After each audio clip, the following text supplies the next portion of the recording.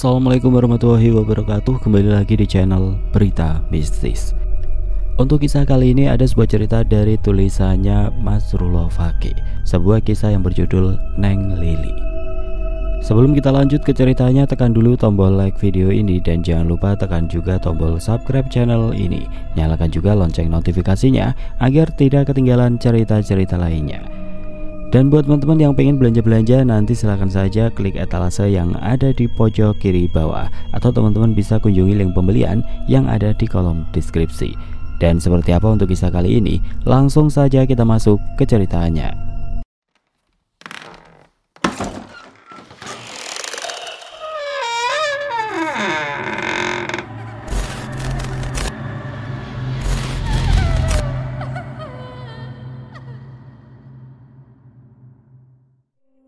Sebuah kisah nyata yang belum lama dialami seorang teman baru, dan atas izinnya saya tulis dengan menyamarkan nama serta tempat kejadian. Di cerita ini saya akan menulis aku sebagai narasumber. Mohon maaf sebelumnya jika ada kesamaan nama atau tempat karena tanpa saya sengaja. Semarang 2020. Jarum jam sudah menunjuk di angka 9 pagi.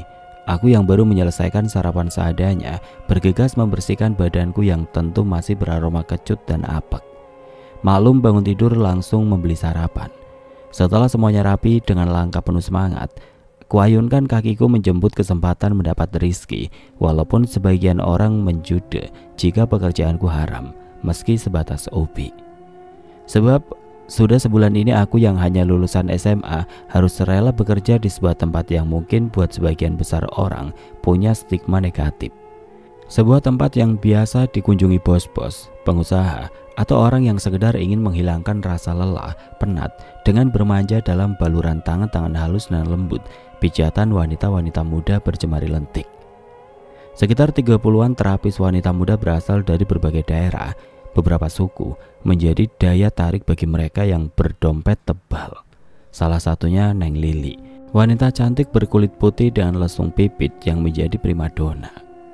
Daerah Semampai yang berasal dari satu daerah di Jawa Barat ini sudah 1 tahun menghuni gedung berlantai 3. Tapi beberapa bulan ini Neng Lili memilih kos sendiri di deretan kos-kos elit perkotaan yang berjarak 1 kilometeran dari tempat kerja. Seperti biasa, setelah berjalan kaki 15 menitan, aku memasuki sebuah gedung dengan melewati gerbang dan halaman parkir lumayan luas. "Pagi Pak De," sapaku pada security yang mendapat shift malam, Pak De Sani. "Pagi juga Ming," balasnya tanpa senyum.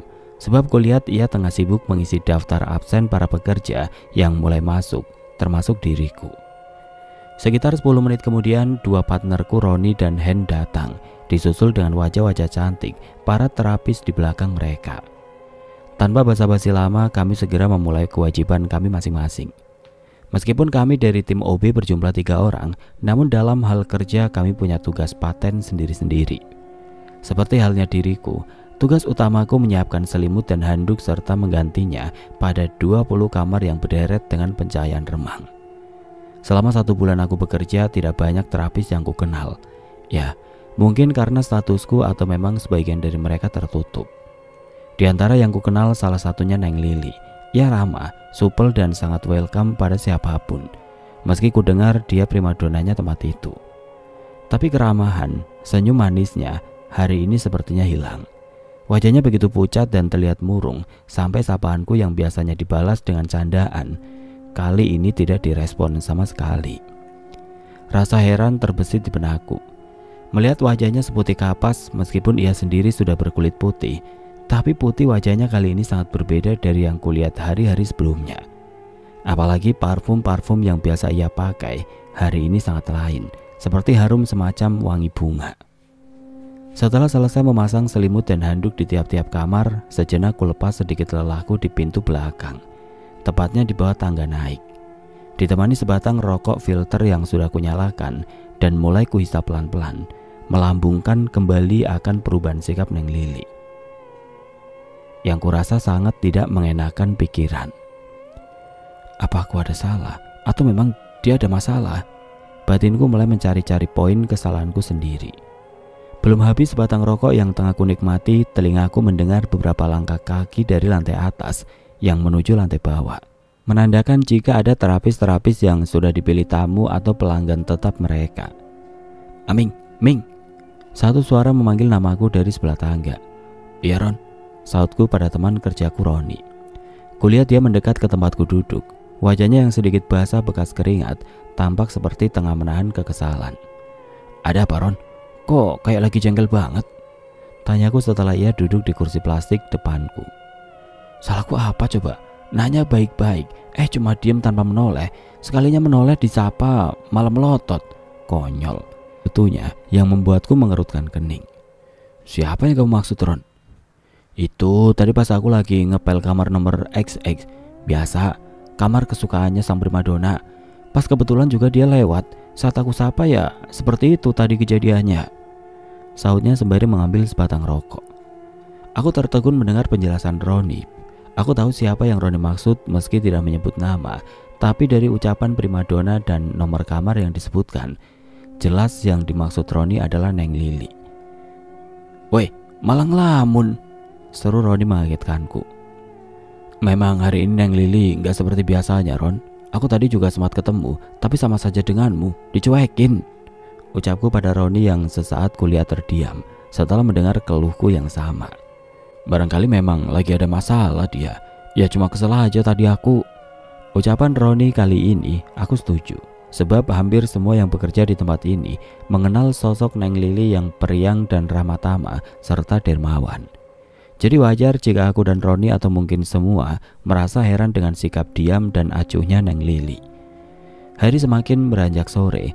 Seiring ramainya para tamu, kesibukanku pun lumayan padat hingga membuatku lupa dengan masalah Neng Lili. Sampai ketika tiba giliranku makan malam, seperti biasa, nasi bungkus jatah dengan lauk ikan laut siap kusantap di tempat yang sama, di bawah tangga. Tapi baru saja tanganku akan menyuapi mulutku, tiba-tiba suara langkah kaki dari lantai atas terdengar disertai bau wangi kembang Kamboja. Ya, baru ku ingat jika parfum yang dipakai Neng Lili hari ini beraroma bunga kuburan. Tanganku terhenti dan meletakkan kembali sejumput nasi berserta secuil daging yang sudah hampir masuk ke mulutku. Saat tiba-tiba Neng Lili sudah berdiri di samping kananku. Wajahnya masih sama dengan yang kulihat pagi tadi, putih pucat. Neng Lili, ada apa ya Neng?" sapaku heran. Sedetik, 2 detik, sampai beberapa kali tarikan nafas tidak ada jawaban darinya. Hanya tatapan matanya yang sayu, seperti menyimpan sesuatu yang ingin diungkapkan, tapi sulit untuk dia ucapkan. Bulu kuduku mendadak merinding ketika harum bunga Kamboja sesaat memenuhi rongga hidungku, mengingatkanku akan cerita dalam film-film horor yang sering aku lihat dan kubaca lewat HP. Ingin rasanya meraih pundaknya saat ia menunduk dengan suara isakan yang terdengar lirih, tapi tertahan dengan rasa takut yang entah dari mana datangnya. Tiba saja mulai menjalariku. Suasana kaku antara aku dan Neng Lili bertahan selama beberapa menit sebelum ia membalikan badan. Masih sempat kulirik matanya yang sembab akibat isakan tangis, sebelum ia benar-benar melangkah pergi dengan diam dan meninggalkan wangi bunga Kamboja. Sampai jam 10 jam istirahat, setelah pertemuanku tadi, aku tidak bertemu atau melihat kembali Neng Lili. Mungkin pulang duluan ke kos, pikirku saat semua terapis yang tidak menempati mes keluar, tapi tetap saja mataku tidak melihat Neng Lili. Sampai di kosku yang sederhana pun pikiranku masih saja terfokus pada Neng Lili. Bukan masalah aku suka atau apa, tapi aku merasa ada yang janggal pada diri Neng Lili. Hari selanjutnya sikap Neng Lili tidak banyak berubah. Ia masih acuh dan sesekali hanya menatapku dengan tatapan seperti kosong. Hal serupa juga dirasakan Roni, tapi tidak dengan yang lain. Mereka seperti biasa-biasa saja, tidak merasa aneh dengan perubahan Neng Lili. Bahkan terkesan seperti tidak melihat kehadiran Neng Lili. Hingga sampai hari ketiga dari perubahan sikap Neng Lili, kurasakan keganjilan yang benar-benar tidak masuk akal. Tepatnya selepas waktu maghrib, saat aku tengah menumpuk selimut dan handuk kotor di keranjang besi dorong. Ketika pikiranku yang tengah fokus pada pekerjaan, tiba-tiba saja telingaku mendengar suara rintihan tangis di tempat biasanya aku dan tim OB istirahat. Sejenak kuhentikan pekerjaanku dan menajamkan pendengaranku, mengarahkan fokus pikiran pada suara tangisan cewek di bawah tangga.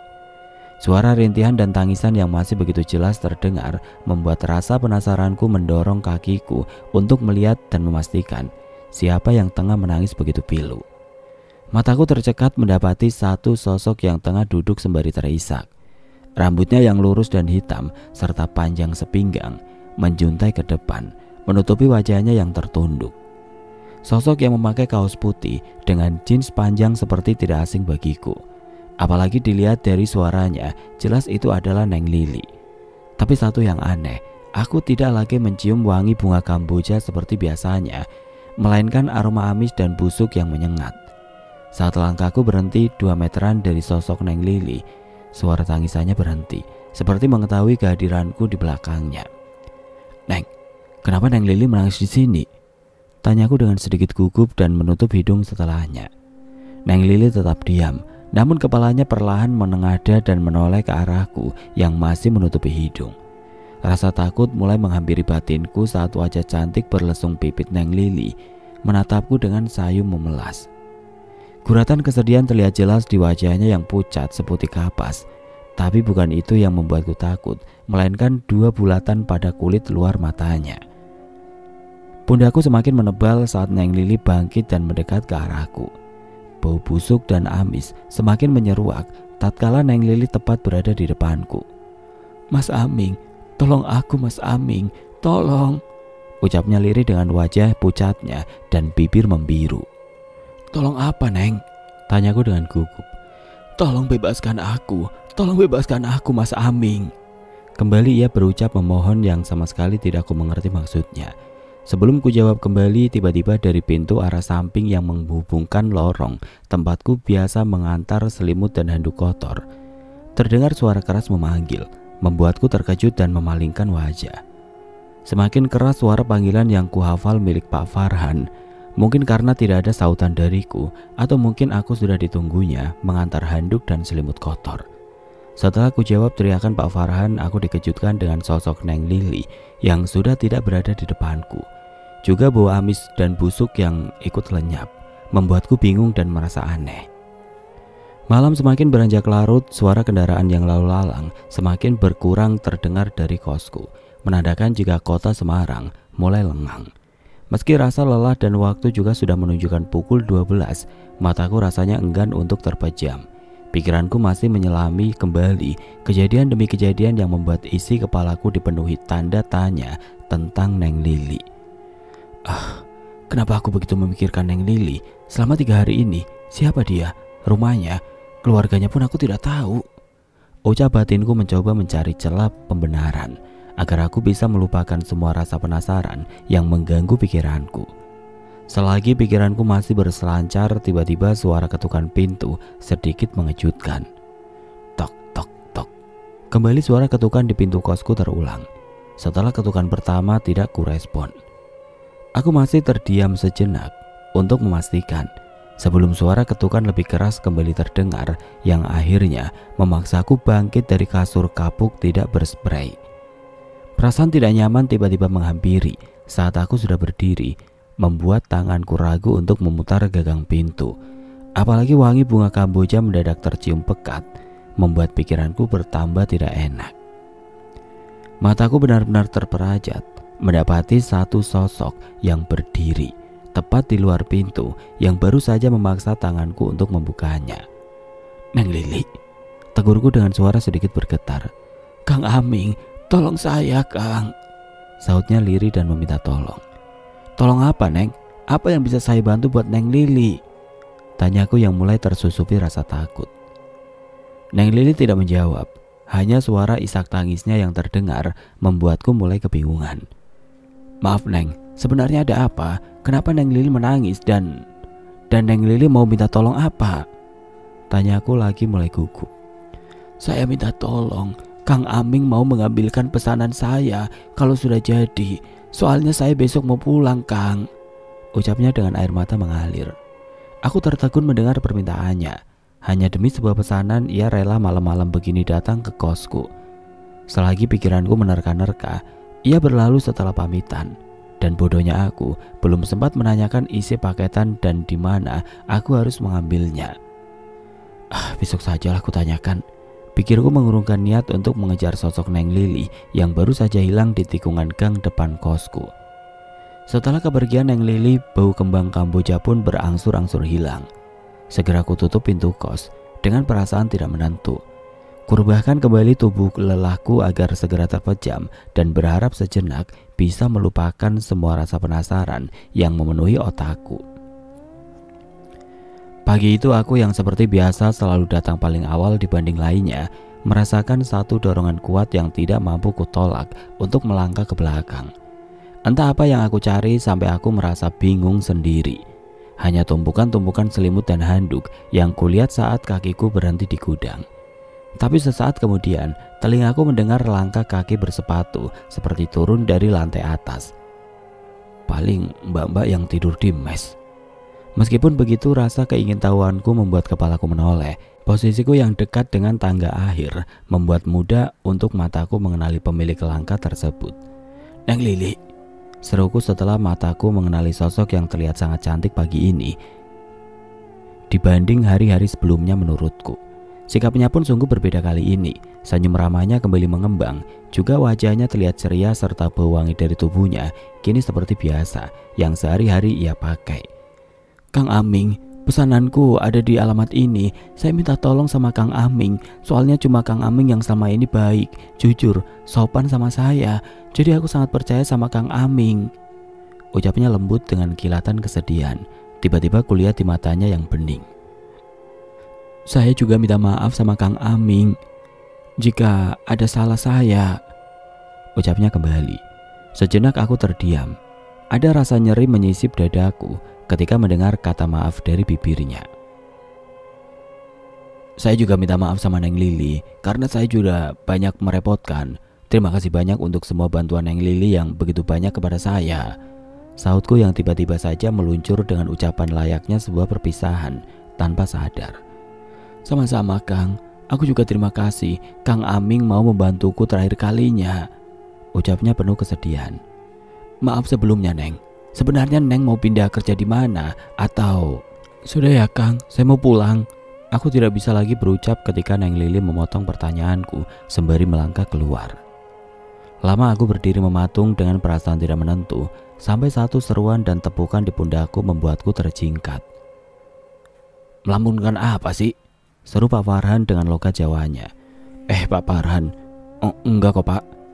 Kulihat Pak Farhan tersenyum tipis seperti tahu akan lamunanku. Ini kok masih sepi Pak? Ucapku setelah menyadari jika suasana masih begitu sepi padahal sudah lewat jam 10. Loh, kamu belum dikasih tahu kalau hari ini kan kita libur karena baru saja dapat berita kalau Neng Lili meninggal dunia. Jawab Pak Farhan yang seketika membuat mataku terbelalak, tidak percaya. Jantungku seakan berhenti berdetak, dadaku sesak dengan tubuh lemas seperti terlolosi ketika Pak Farhan mengulangi ucapannya sekali lagi. Tidak mungkin, tidak mungkin, teriak batinku yang masih belum percaya dengan ucapan Pak Farhan. Kamu kenapa Ming? Kok jadi pucat banget wajahmu? Tanya Pak Farhan yang heran dengan kondisiku. Tidak Pak, tidak apa-apa. Tapi bener Pak, Neng Lili meninggal. Jawabku dengan suara bergetar. Ya bener toh, masa ngabarin orang meninggal kok main-main Ming? Jawabnya agak sewot. Bahkan Neng Lili meninggalnya sudah 3 hari yang lalu. Baru ketahuan setelah dicek kosnya. Awalnya Neng Lili dikira teman-temannya pulang kampung. Ada juga yang mengira jalan sama pacarnya. Sebab seminggu yang lalu kata temannya, dia mengeluh gak enak badan dan pengen pulang. Malah pulang selamanya, ucap Pak Farhan menjelaskan. Tubuhku tiba-tiba seperti mati rasa. Kaku seperti tidak ada lagi darah yang mengaliri setelah mendengar penjelasan lebih dari Pak Farhan. Sesaat kemudian, pikiranku langsung melayang mundur ke waktu 3 hari yang lalu saat pertama perubahan sikap Neng Lili, yang berarti hari itulah dia mengembuskan nafas terakhirnya. Ayo Ming, ajak Pak Farhan setelah ia selesai mengunci pintu belakang dan gudang. Aku hanya mengangguk. Lemas rasanya tubuhku seperti tidak bertenaga. Sebelum ku ikuti ajakan Pak Farhan, perlahan tanganku membuka kertas alamat, tulisan tangan Neng Lili. Tulisan yang rapi dengan tinta hitam menunjukkan satu alamat yang tidak asing bagiku. Langkah gontaiku mengikuti Pak Farhan dari belakang. Nalarku masih terus mencerna pertemuanku dengan Neng Lili beberapa puluh menit lalu. Wajahnya, suaranya dan guratan kesedihan masih sangat jelas di pelupuk mataku. Jerit tangis langsung menyambutku yang baru sampai di halaman kos elit berlantai 2. Suara isakan yang mayoritas dari teman seprofesinya membuat suasana duka teramat mendalam. Aku dan Pak Farhan perlahan mendekat ke arah kamar kos yang masih dikerumuni banyak orang. Dengan dada berdebar-debar, kusibak beberapa orang yang berdiri di pintu, membuat pandangan mataku sangat jelas melihat sekujur tubuh Neng Lili dengan kondisi mengenaskan. Tubuhnya yang masih terbungkus kaos putih dengan celana jeans dalam posisi terlentang, matanya melotot ke atas dengan mulut terenganga lebar. Kedua tangannya mencengkram kain spray seperti menunjukkan jika sebelum meninggal Neng Lili merasakan sakit yang luar biasa. Bau busuk yang mulai menyebar dari raga tidak bernyawa Neng Lili membuat semua orang yang datang tidak mampu bertahan lama. Apalagi melihat keadaannya sangat membutuhkan mental kuat, sebab sangat mengiris dan menakutkan. Aku bersandar di tembok luar ketika batinku tidak mampu lagi menahan rasa yang sulit aku ungkapkan. Lebih-lebih otakku kembali memutar memori beberapa kejadian yang kini ku tahu sebagai suatu isyarat akan kematiannya. Ketika mataku mengedar ke sekeliling, tidak sengaja berbenturan dengan mata temanku Roni. Kulihat wajahnya begitu pucat, mungkin sama dengan wajahku saat itu.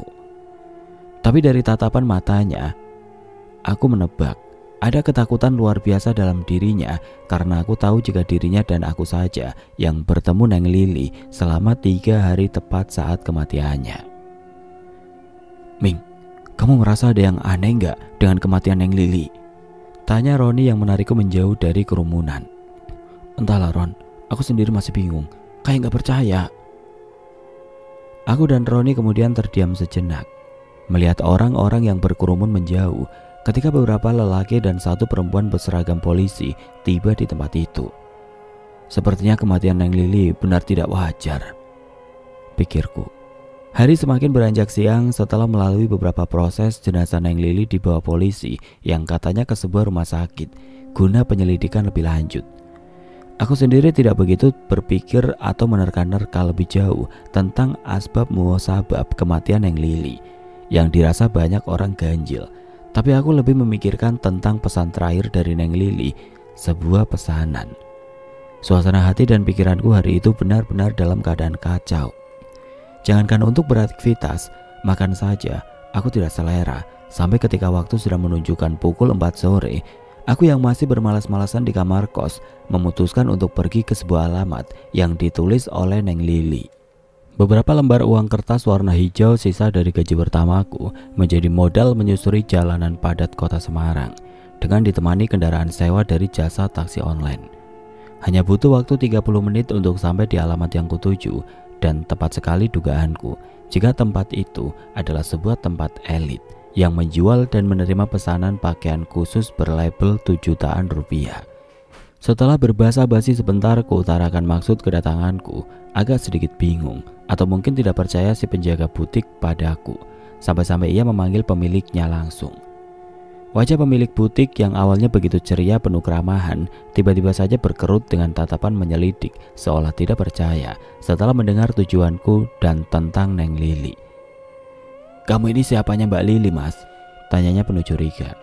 Jujur aku bingung menjawabnya saat itu, tapi akhirnya aku jawab sebagai temannya. "Mas, tolong Mas jujur saja dan jangan mengada-ngada." Perkataan wanita pemilik butik kali ini sedikit membuatku agak tersinggung. "Bu, saya tidak bohong. Buat apa saya juga jauh-jauh ke sini kalau tidak diberitahu dan diamanai almarhum?" Jawabku sedikit ketus. "Tapi maaf Mas, coba Mas lihat ini." Ucapnya kembali sambil menunjukkan HP Androidnya padaku. Sekilas kulihat tulisan-tulisan di WA yang ditunjukkan padaku, wajar dan biasa-biasa saja. Tapi begitu aku membaca nama pengirim, tanggal dan waktunya, jantungku seperti berhenti berdetak. Ya, di pesan WA sang pemilik butik jelas sekali tertera nama Neng Lili beserta FB-nya. Bahkan di dalam pesan-pesan itu tertulis waktunya dari 3 hari yang lalu sampai beberapa jam sebelum kedatanganku. Tapi ada yang lebih membuatku terkejut ketika wanita berkerudung pemilik butik mengatakan jika gaun pengantin pesanan Neng Lili sudah diambil 2 jam yang lalu oleh seorang pria seumuranku. Aku benar-benar bingung waktu itu. Kepalaku rasanya berat mengingat semua kejadian di luar nalar yang kembali ku alami. Mas kenapa? Kok jadi pucat gitu?" Tanya sang pemilik butik membuyarkan lamunanku. Gak apa-apa bu, cuma saya ini bingung. Kok bisa Neng Lili WA ibu, sedangkan baru tadi pagi Neng Lili ditemukan meninggal, dan meninggalnya juga diperkirakan 3 hari yang lalu. Sang pemilik butik yang masih tidak percaya seketika itu juga menelpon nomor WA Neng Lili. Tapi sampai beberapa kali ia mengulangi panggilan, tetap saja nomor WA yang ia tuju tidak tersambung. Sampai beberapa detik kemudian setelah ia menyerah dengan panggilan yang tidak tersambung, kulihat wajahnya berubah menegang dengan mata melotot ke arah layar gawainya. Sejak kuamati jari-jarinya sibuk seperti sedang mencari sesuatu di pesan-pesan WA-nya. Sampai akhirnya raut wajah ketidakpercayaan berganti raut wajah pucat ketakutan. Mas, ini kok aneh? Ucapnya dengan tangan-tangan mengulurkan gawainya kembali seperti ingin menunjukkan sesuatu padaku. Lagi-lagi mataku terbelalak ketika pesan-pesan di WA pemilik butik dari Neng Lili yang sempat kubaca hilang. Lebih-lebih nomor WA Neng Lili tertulis tanggal online terakhirnya 4 hari yang lalu. Sang pemilik butik yang sudah percaya tentang Neng Lili tampak begitu gusar. Ia masih sempat menyebutkan ciri-ciri pria yang sudah mendahuluiku mengambil gaun pengantin Neng Lili sebelum beranjak meninggalkanku dengan rasa takut. Apa mungkin Roni? Tanyaku dalam hati.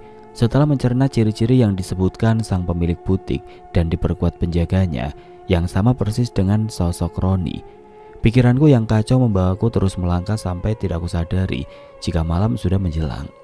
Aku yang bingung akhirnya memutuskan ke rumah Roni untuk sekedar menjawab teka-teki yang terus menggelayuti di otakku. Langkah mantapku menyusuri sebuah gang yang berkesudahan di lorong kecil dengan 3 rumah berjejer. Cahaya lampu yang masih terang dari dalam rumah paling ujung membuatku yakin untuk mengetuk pintu kayu bertempelkan gambar-gambar klub bola luar negeri. 1-2 kali ketukan tidak ada sautan. Setelah ketukan yang ketiga kali, satu suara dari dalam sedikit melonggarkan pernafasanku. Loh, Aming, sama siapa kamu? Tumben? Tanya satu sosok lelaki 50-an begitu melihatku, sembari membenarkan gulungan sarungnya. Iya Pak Ade, saya sendirian dan mau ketemu Roni, jawabku dengan polesan senyum kecut. Pak Ade Sarji atau ayah Roni diam sejenak, seperti tengah mengingat-ingat sesuatu, sampai akhirnya sebuah jawaban yang membuat teka-teki dalam otakku semakin membuncah. Roni dari sepulang melihat temannya yang meninggal pergi lagi. Wong, di rumah paling cuma setengah jam. Ya sekitar 1 jaman dia perginya sampai sekarang. Malah tak pikir perginya sama kamu loh Ming. Terang Pak Ade Sarji panjang lebar. Setelah berpamitan, kuayunkan langkah gontai menyusuri kembali lorong dan gang menuju jalan utama. Begitu sampai di trotoar, aku yang baru ingat belum memesan transportasi jasa online segera mengeluarkan HP dari saku jaket. Hampir saja HP yang kupegang terlepas saat kubuka kunci pola dan satu pesan lewat WA, pesan dari Neng Lili. Kang Aming, maaf, pesanan saya sudah diambil Kang Roni. Isi dari pesan Neng Lili yang seketika membuat jantungku berdegup kencang. Apalagi di bawah tulisannya diberi emoji ringisan dengan gigi terlihat, semakin tubuhku merinding. Dar, brak. Selagi keringat yang keluar dari tubuhku tengah mengucur deras, satu pemandangan mengerikan kembali terhampar di depanku. Teriakan dan jeritan dari warga serta pengguna jalan membuatku tersadar jika di depanku sebuah kecelakaan tunggal baru saja terjadi. Sejenak aku tertegun menatap sebuah sepeda motor yang hancur bagian depannya, sedangkan pengendara yang seorang diri terpental lumayan jauh. Sekilas ku amati sepeda motor berwarna hitam buatan Jepang dengan beberapa gambar dan hiasan di separuh bagian yang sepertinya tidak asing bagiku. Mataku beralih pada sosok pengemudi yang tergeletak di tengah jalan, tepatnya di samping paping pembatas. Dari beberapa orang yang mulai mengerumuni sang pengendara, ada satu sosok yang menjadi perhatianku. Sosok berambut panjang dengan gaun putih berhias manik-manik. Sekilas tidak ada yang aneh dari sosok perempuan itu. Ia membaur dengan yang lainnya menatapi tubuh lunglai sang pengendara. Namun sejurus kemudian sosok itu terlihat menari-nari sembari mengelilingi kerumunan seolah tengah berbahagia. Dan anehnya, semua orang di tempat itu seperti tidak melihat atau menyadari kehadirannya. Lenguan dan erangan memelas menyentakku dari pandangan sosok perempuan yang masih menari-nari. Rasa iba yang sedari awal muncul terkalahkan rasa kagetku ketika suara sosok pengendara yang lirih menyebut namaku di sela-sela erangannya. Ming, Aming. Pelan, lirih dan memilukan suara rintihan dari suara yang sangat kukenal. "Roni," ucapku dengan terkejut. Beberapa orang langsung menatapku. Mereka juga memberiku jalan untuk mendekat ke tubuh tidak berdaya Roni. Aku yang duduk tersimpu di samping tubuh lemah Roni merasakan perih bagai tersayat menyaksikan kondisinya saat itu. Matanya mengerjap dengan mulut setengah terbuka seperti sedang merasakan sakit yang teramat. Sesak suara erangan Roni menjadi penanda terpisahnya antara raga dan sukma atau salam terakhirnya pada dunia. Sejenak kupalingkan wajahku ke samping. Rasanya tidak kuat melihat pemandangan begitu miris tapi menakutkan akan kematian Roni. Matanya melotot dengan mulut melompong. Darah yang sejak awal kulihat keluar dari hidung setelah ia mengembuskan nafas terakhirnya, seketika darah keluar dan mengalir dari mulut, telinga dan kepala bawah sampai mengenangi aspal hitam sekitaran kepalanya. Aroma amis yang menguap dari genangan darah Roni tiba-tiba berganti aroma kembang Kamboja di hidungku. Sedikit heran dan ingin ku cari sumbernya, tapi aku urungkan sebab dari belakangku beberapa orang polisi sudah berdiri. "Anda kenal dengan korban?" tanya salah seorang polisi kepadaku. "Iya Pak, ini teman saya Roni namanya." "Baik, kalau begitu sekarang akan kami bawa korban ke rumah sakit. Untuk masnya sendiri, tolong kabari keluarganya, sekalian ajak ke rumah sakit," sahut polisi seumur 50-an. "Baik Pak," sanggupku langsung bangkit. Aku mundur dan sedikit menjauh memberi ruang pada polisi yang akan membawa mayat Roni ke rumah sakit. Saat itulah kulihat kembali sosok wanita yang menari-nari begitu riang. Aroma wangi Kamboja kembali menusuk hidungku dan ternyata berasal dari tubuhnya yang putih hampir menyamai gaunnya. Tubuhku sedikit gemetar ketika tatapan mata sipit menyorot tajam kepadaku. Apalagi sepertinya tidak ada satupun dari sekian banyak orang yang menyadari kehadiran sosok wanita tersebut, kecuali aku. Satu tepukan di bahu dari seorang lelaki yang kukenal akrab menyadarkanku dari rasa tercekam. Matanya menatapku penuh makna disertai gelengan kepala seperti sebuah isyarat yang membuatku penuh tanya. Belum hilang rasa terkejutku dengan kehadirannya yang tiba-tiba beliau menarik segera tanganku menjauh dari tempat itu. "Ming, cepat kamu kasih kabar ke orang tua Roni dan ingat, jangan kamu tatap dia lama-lama," ucap Pak Farhan tegas setelah membawaku menyeberang ke sebuah gapura kecil pintu gang. "Pak, aku takut banget Pak," ucapku yang mungkin berwajah pucat sekali saat itu. "Sudah Ming, kamu tenang, harusnya kamu itu bersyukur," sahutnya menenangkanku. Ingin rasanya aku menangis, menjerit atau apalah yang mungkin bisa melegakan pikiran batinku. Tapi suara dari tenggorokan dan air mataku rasanya enggan untuk keluar. Aku setengah berlari menuju rumah Roni tanpa memikirkan lagi semua ucapan janggal dari Pak Farhan yang juga sudah melangkah pergi kembali ke lokasi kecelakaan. Suasana yang sudah mulai sepi di tiap-tiap lorong dan gang lingkup sekitar rumah Pak Desarji mendadak berubah ramai. Setelah suara jeritan tangis dari ibu dan kakak Roni yang rumahnya bersebelahan begitu keras dan memilukan, aku sendiri terganggu di teras depan bersampingan dengan Pak Desarji yang terdiam seperti sangat terpukul dengan berita kematian anaknya, Roni. Kediaman Pak Desarji itu diselimuti duka kesedihan yang sangat mendalam. Jerit tangis dan isakan serta suara tetangga mencoba menenangkan ibu dan kakak Roni masih terus terdengar meski sudah tidak sekencang awal, sampai aku yang diminta menemani Pak Desarji dan beberapa aparat desa ke rumah sakit tidak kuasa membendung air mata. Padahal menangis adalah salah satu yang tidak pernah atau biasa aku lakukan, meski dalam keadaan sesakit apapun, tapi tidak untuk malam itu. Setelah kejadian malam itu dan sempat mengikuti prosesi pemakaman Roni, aku terbaring lemas selama 3 hari. Untuk pulang ke kampungku sendiri, entah mengapa rasanya enggan. Bahkan sekedar memberi kabar keadaanku pada orang tuaku sendiri saja, waktu itu seperti ada rasa sungkan yang menghalangi. Tapi untunglah berkat saran dan bantuan tetangga-tetangga kos di hari keempat, aku sudah mulai kembali pulih. Namun kalau untuk bekerja masih terlalu lemah. Malam itu adalah malam kelima setelah kematian Roni. Hujan lumayan deras pas waktu sore, menyisakan rintik-rintik gerimis sampai larut malam. Hawa dingin yang seharusnya dirasakan, tapi tidak untuk malam itu. Gerah, panas dan seperti senyap hambar yang kurasa di dalam kamar kosku. Suara canda tawa atau musik dari tetangga kos yang biasa menghiasi malam itu sama sekali tidak kudengar. Entah mengapa juga aku yang sudah mulai bisa sedikit demi sedikit melupakan kejadian-kejadian aneh dan menakutkan dalam beberapa hari yang lalu. Malam itu tiba-tiba saja seperti terputar kembali dengan sendirinya di otakku. Mulai dari Neng Lili, butik, dan kecelakaan yang merenggut nyawa Roni, serta yang paling membuat tubuhku berkeringat adalah bayangan wanita bermata sipit bergaun putih panjang. Selagi pikiranku masih memutar memori ingatan yang kemudian sampai pada Pak Farhan, tiba-tiba tengkuku terasa dingin oleh sapuan angin yang entah dari mana datangnya. Sejenak otakku ketarik menegang, manakala aroma khas menyeramkan yang sudah beberapa kali menghampiri hidungku mendadak seperti memenuhi kamar kosku. Wajahku semakin menegang diiringi rasa takut saat suara ketukan pintu dari luar kamar kosku terdengar pelan dan berjeda. Lama kudiamkan suara ketukan yang masih berulang-ulang tanpa kusauti dengan ucapan apapun sebab rasa takut dalam diriku mulai menebal.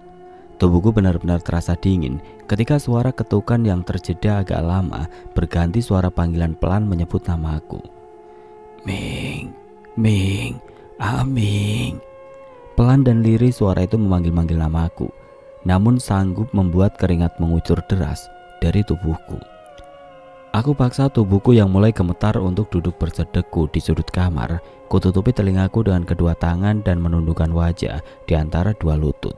Tapi hanya berlangsung sebentar, sebab selang beberapa detik kemudian suara ketekan di kaca jendela kamar yang hanya 3 lembar bersusun tangga memaksa wajahku untuk menengadah dan menatapinya.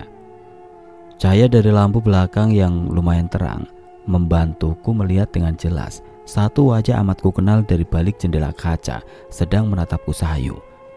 Wajahnya putih pucat dengan bibir biru kehitaman. Terlihat gurat kesedihan dari pancaran matanya seperti ada satu penyesalan yang mendalam. Ming, maafkan aku Ming, ucap sosok Roni pelan. Tetapi tetap saja setiap suara yang keluar dari bibirnya menambah tubuhku menggigil. Berapa kali suara meminta maafnya diulang-ulang sampai akhirnya aku beranikan diri menyaut dengan mengiyakan dan juga balasan meminta maaf dariku padanya.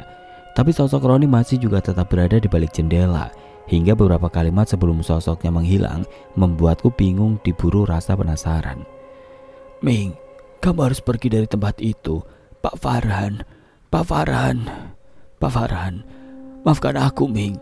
Itulah ucapan kalimat yang terakhir ku dengar sebelum sosok Roni menghilang, meninggalkan bau wangi Kamboja dan tanda tanya di benakku. Hari itu selang 1 hari dari malam sosok Roni dan tang ke kosku, atau tepatnya masuk hari ke-7 kematian Roni, aku berniat menemui Pak Farhan. Kebetulan badanku yang bisa dibilang sudah 90% fit, bisa berkompromi dengan rasa penasaranku yang hampir membuncah. Langkah semangat dan penuh harap sedari kos sedikit berujung kecewa ketika sesampainya di tempat kerjaku Pak Farhan belum datang. Dengan roman mulai diselimuti gelisah, aku menunggu di tempat biasa nongkrong bersama Roni, bawah tangga penghubung tentunya. Senyap kurasa hawa di sekitaran tempat yang biasanya hangat dengan kepulan asap rokok dan candaanku bersama Roni. Sedangkan Hen, salah satu teman satu tim DOP, tidak bisa begitu lepas bergaul dengan kami. Mungkin karena dia sudah menikah dan sudah dikaruniai seorang bidadari, membuatnya sedikit membatasi pergaulannya. Siang itu mataku melihat Hen begitu lesu. Entah capek atau ada alasan lain, tapi yang jelas guratan-guratan layaknya orang kecewa begitu kentara di wajahnya. Kenapa Mas Hen? Kok kayak gak semangat gitu? Sapaku saat ia menghampiriku dan duduk di kursi yang biasa Roni pakai. Katanya kamu mau resign dari sini Ming, ucap Hen balik bertanya. Sejenak aku terdiam, mengingat kembali pesan dari sosok Roni. Iya mas, ibuku di kampung minta aku pulang membantunya bertani. Jawabku memberi alasan bohong. Apa bukan karena Neng Lili dan meninggalnya Roni? Terhenyak tubuhku sesaat mendengar penuturan Hen. Maksudmu mas? Tanyaku penasaran. Hen sebentar menarik nafas panjang sebelum menjawab rasa ingin tahuku akan maksud dari ucapannya. Sebenarnya semua pekerja di sini, khususnya yang sudah lama dan bukan terapis, tahu jika... Terang Hen terputus. Bibirnya seperti ragu untuk meneruskan ucapannya. Wajahnya menunjukkan rasa takut, tapi entah karena apa. Kenapa mas? Jika apa mas? Kejarku dengan dada berdebar penuh harap. Maaf Ming, Aku mau nerusin kerjaanku dulu. Kayaknya udah mulai banyak tamu. Pamitnya yang tidak merespon lagi perasaanku. Tapi memang benar kamu, Ming. Di sini gak cocok dan bukan tempatnya untuk orang yang masih lajang bekerja, ucapnya sebelum berlalu dari hadapanku. Rasa penasaranku semakin tidak terarah mendengar kalimat ucapan Hen yang kurasa ada makna tersembunyi di baliknya. Sekitar 10 menit setelah kepergian Hen, orang yang aku tunggu dan kuharapkan bisa menjawab rasa penasaranku datang. Loh, sudah sehat kamu, Ming? Sapa Pak Farhan ramah yang melihatku berdiri menyambutnya. Sudah Pak, tapi maaf, saya kesini bukan untuk bekerja, melainkan saya ada perlu sama Bapak. Pak Farhan mengerutkan keningnya sebentar, matanya menatapku lekat, seperti ingin tahu lebih dulu tujuanku, sebelum aku sendiri yang mengatakan. Perlu apa, Ming? Akhirnya pertanyaan yang sudah kuduga meluncur juga dari bibirnya. Maaf Pak sebelumnya, saya meyakini Bapak tahu sesuatu yang ada kaitannya dengan kematian Neng Lili dan Roni. Sebuah pertanyaan tanpa basa-basi tiba-tiba saja lancar meluncur dari mulutku. Pak Farhan terkesiap mendengar serangkaian ucapanku. Wajahnya seketika berubah, menyengit, menunjukkan ketidaksukaannya padaku. Kamu ini ngomong apa? Sudah jelas Neng Lili meninggal karena penyakit livernya, sedangkan Roni meninggal karena kecelakaan. Kok kamu malah menanyakan dan menuduh saya tahu sesuatu? Aneh kamu ini, Ming. Bantah Pak Farhan tanpa menatap ke arahku. Maaf Pak, maaf sekali. Tapi saya merasa ada yang mengganjal dari semua kejadian ini, seperti ucapan Bapak saat di tempat kecelakaan Roni. Siapa yang Bapak maksud dia, dan kenapa saya tidak boleh menatapnya lama-lama? Sautku sedikit menggebu. Dan satu lagi mungkin Bapak masih ingat, ketika Bapak menenangkan ketakutanku untuk bersyukur karena bukan aku, pasti di balik ucapan Bapak ada sesuatu yang Bapak ketahui. Kembali ku berondong Pak Farhan dengan mulai emosi. Pak Farhan terdiam menunduk dengan mata menatap keramik lantai bawah seperti tengah mencerna ucapan-ucapanku. Sudahlah Ming, kalau kamu ingin berhenti dari tempat ini gak apa-apa, itu lebih bagus. Jawabnya pelan, seperti tidak mau menjawab rasa penasaranku. Memang saya sudah memutuskan untuk berhenti Pak, tapi bagaimana bisa saya tenang jika banyak pikiran yang ganjil terus menghantuiku, apalagi arwah Roni masih mendatangiku. Ungkapku yang kali ini dengan suara lirih. Maksudmu? Kali ini kulihat wajah Pak Farhan begitu serius mendengar penuturanku. Pak, kenapa saya datang kemari mencari Bapak? Itu karena arwah Roni. Terangku yang membuat Pak Farhan tertegun. Maaf Ming, saya masih banyak kerjaan. Bos juga mau datang hari ini, jadi saya tinggal Ming. Ujar Pak Farhan yang ku tahu sebuah alasan. Tapi aku sendiri tidak bisa mencegah ketika kakinya mengayun meninggalkanku yang masih berdiri mematung penuh rasa kecewa. Aku yang sudah berpikir tidak ada harapan akan terjawabnya rasa penasaranku hanya bisa melangkah gontai meninggalkan tempat yang selama sebulan pernah menjadi rumah keduaku. Sampai malam menjelang pikiranku masih diliputi tanda tanya dan kecewa. Harapan yang sudah kuanggap sia-sia serta rasa takut yang masih selalu menyergapku membulatkan tekadku untuk kembali ke kampung halaman di Kabupaten Perbatasan Jawa Tengah, Yogyakarta. Rasa takut kembali menghampiri manakala suara ketukan pintu mengejutkanku di malam yang sudah larut. Aku sudah membayangkan jika ketukan itu pasti dari sosok arwah Roni, tapi kali ini aku salah. Ketukan yang kembali terdengar kemudian dibarengi suara seseorang mengucap salam membuat rasa takutku berganti heran. Pasalnya, suara itu sangat aku hafal. Pak Farhan? Sapaku setelah membuka pintu dan melihat sosok Pak Farhan berdiri di luar pintu. Silakan masuk Pak, ucapku mempersilahkan. Gak usah Ming, saya kesini mau mengajakmu. Jawab Pak Farhan membuatku mengerutkan kening. Mengajak saya? Kemana Pak? Ke suatu tempat yang bisa membuatmu mengerti semuanya. Jawabnya kembali membuatku bingung. Ayo Ming, sekarang. Kali ini suaranya tegas, mungkin karena Pak Farhan melihatku yang malah melamun ragu. Tanpa mendengar kedua kalinya, aku segera menyambar jaket dan mengunci pintu kos serta mengekor di belakang Pak Farhan. Satu hal yang sudah kuduga sejak awal mengikutinya, bahwa tempat yang kami tuju adalah gedung lantai 3, tempatku beberapa hari kemarin bekerja. Lewat belakang Ming, ajak Pak Farhan yang hanya kuiyakan sembari terus mengikutinya. Tidak sulit bagi Pak Farhan untuk masuk ke dalam gedung yang sudah seperti rumahnya sendiri, sebab ia sudah puluhan tahun di tempat itu. Jantungku mulai berdebar-debar setelah kakiku masuk lewat pintu kecil yang hanya bisa dilalui satu tubuh tanpa bisa bersimpangan. Halaman belakang lantai dasar yang baru pertama aku masuki terlihat indah dengan didesain mirip sebuah taman dengan karikatur khas Tionghoa. Tapi ketika melangkah lebih masuk ke separuh halaman yang beratapkan genteng, suasana seram sangat terasa.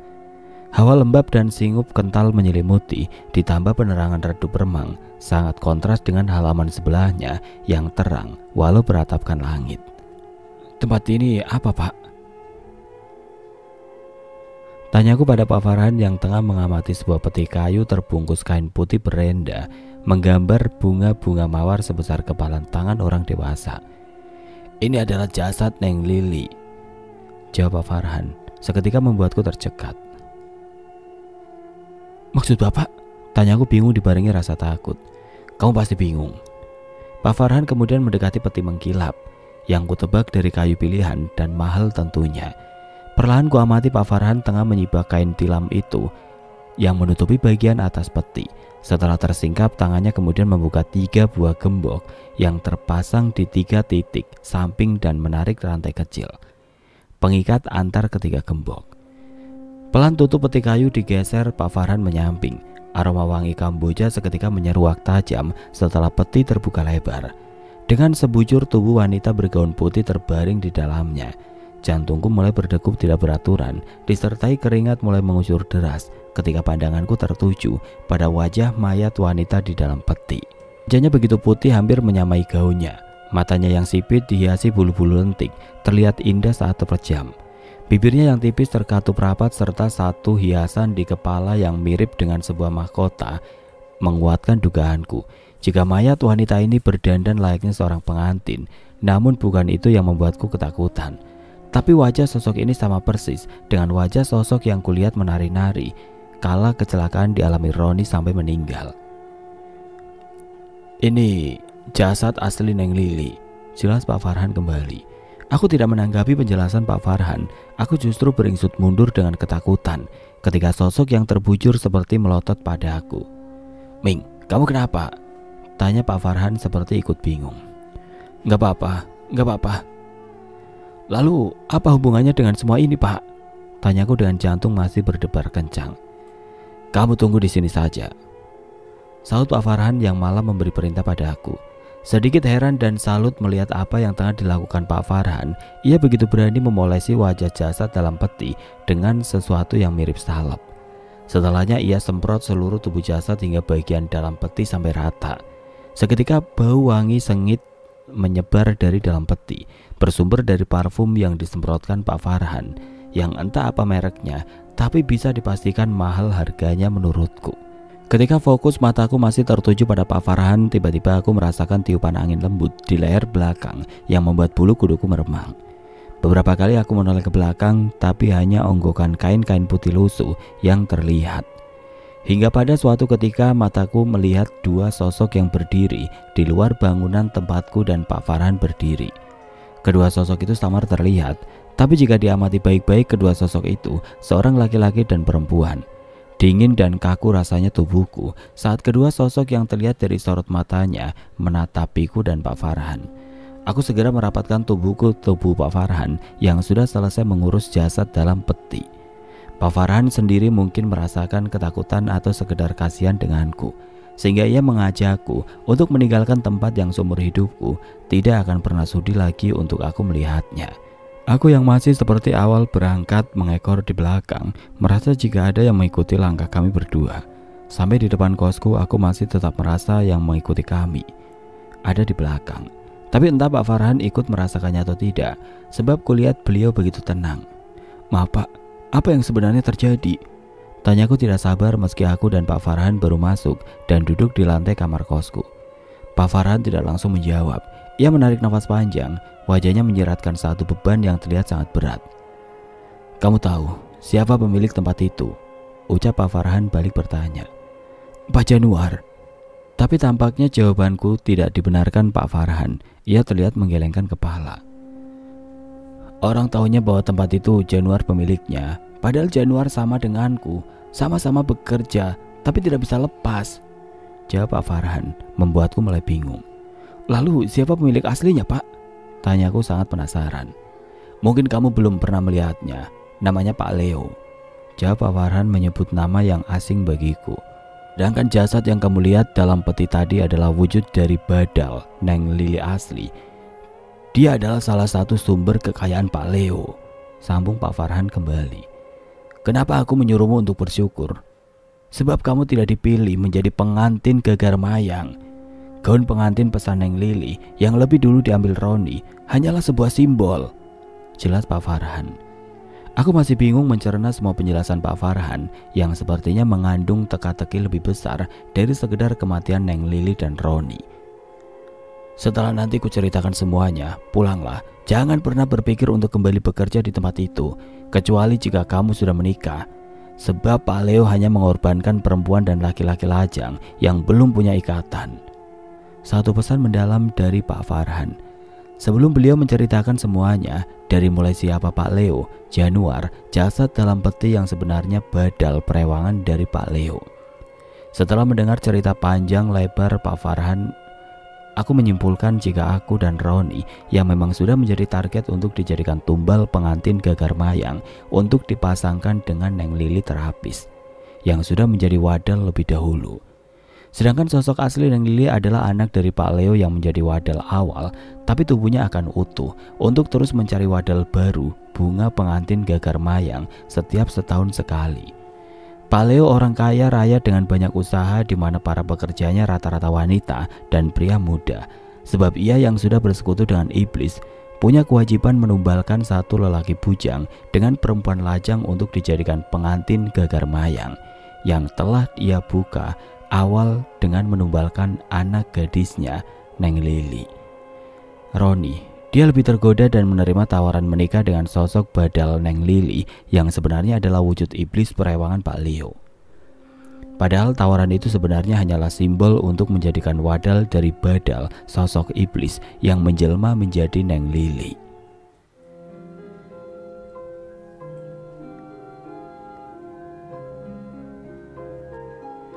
Oke teman-teman, sekian untuk kisah kali ini. Bagaimana menurut kalian tentang kisah ini? Tulis komentar kalian di kolom komentar. Dan buat teman-teman yang baru bergabung, jangan lupa untuk like, comment, share, serta subscribe channel ini. Dan nantikan kisah-kisah horor berikutnya tetap di channel Berita Mistis. Wassalamualaikum warahmatullahi wabarakatuh.